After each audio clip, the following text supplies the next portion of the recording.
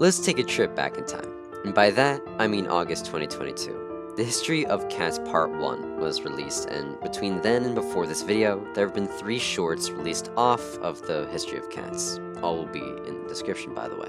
However, in that video, we didn't tell the whole story. I know, how cruel of us, but there is so much to tell about the story of our feline friends that we couldn't fit it all in a quick 4-minute video.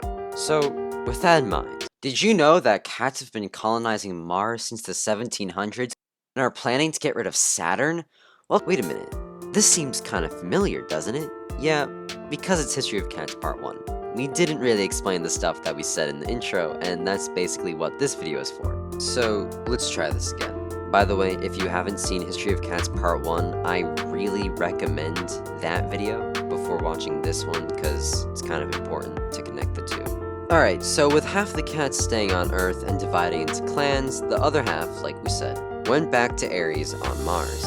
While they were spending their time on Earth, they developed a lot more strength, both physically and mentally, which is why we have large animals like lions and tigers. And the cats as a group were even stronger than Ares. They had the higher IQs, and collectively, they could take down Ares in an attack, and that's exactly what they did. On November 12, 1689, the cats attacked Ares in his home near the Martian North Pole. They killed him, though with about 2/3 of the cats perishing in the process. The remaining 1/3 decided to not only make Mars their home, but colonize other parts of the planet to maintain dominance over other possible creatures that they may encounter. Their colonization of Mars went very well for about 250 years, until invaders from Saturn started colonizing Mars too.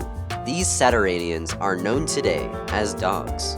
So a great war has been happening between the cats and the dogs since 1954 on both Saturn and Mars. In 2014, 60 years after the start of the war, the great cat emperor, mystic Mana, thought up a great plan to get rid of Saturn. You know the Death Star from Star Wars? It was basically like that. But instead of a whole new moon-like space station, the cats made their own Death Star on Mars itself.